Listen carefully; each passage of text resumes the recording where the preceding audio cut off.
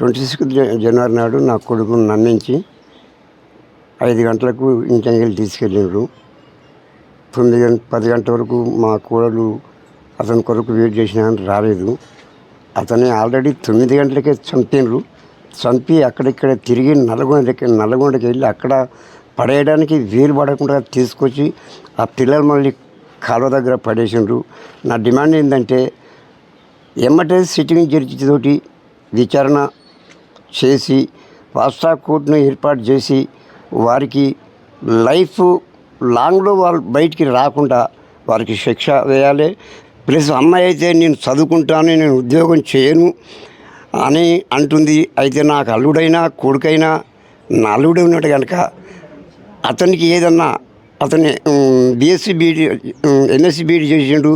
అతనికి గవర్నమెంట్ ద్వారా ఏదైనా ఒక ఉద్యోగం కల్పిస్తే నన్నే కానీ నా కోడలనే కానీ అన్ని విధాలుగా చూసుకోవడానికి అతను సిద్ధంగా ఉన్నాడు. దయచేసి వచ్చిన మీకు అందరికీ నా వందనాలు.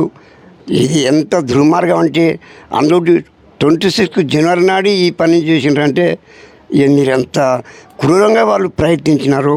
వాళ్ళమ్మ కూడా రాయబారం పెడుతూ మా ఇంటికి వస్తూ పిల్లగాడు ఎక్కడెక్కడ తిరుగుతుండు, ఏం చేస్తుండు అనే ఇంటిమేషన్లు అన్నీ వాళ్ళ ఇంట్లో చెప్పింది. దాని ప్రకారంగానే వాళ్ళు ఫాలో అయినరు. 3 సార్లు నా కొడుకు తప్పించుకున్నాడు.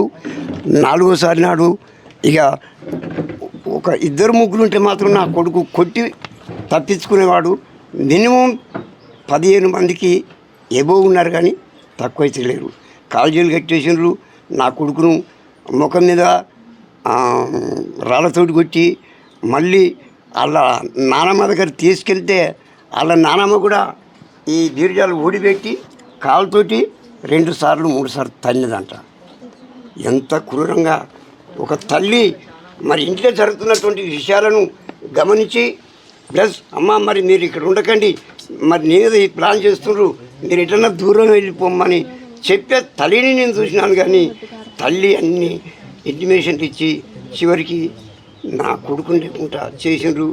దీనికి గవర్నమెంట్ వాళ్ళే కానీ, కలెక్టరే కానీ, ఆర్డీఓ గారే కానీ, ఎంఆర్ఓ గారు కానీ సరైన న్యాయం కనుక చేయకపోతే కలెక్టర్ ఆఫీస్ ముందు నేను నిరాహార దీక్ష చేయడానికి నేను సిద్ధంగా ఉంటాను.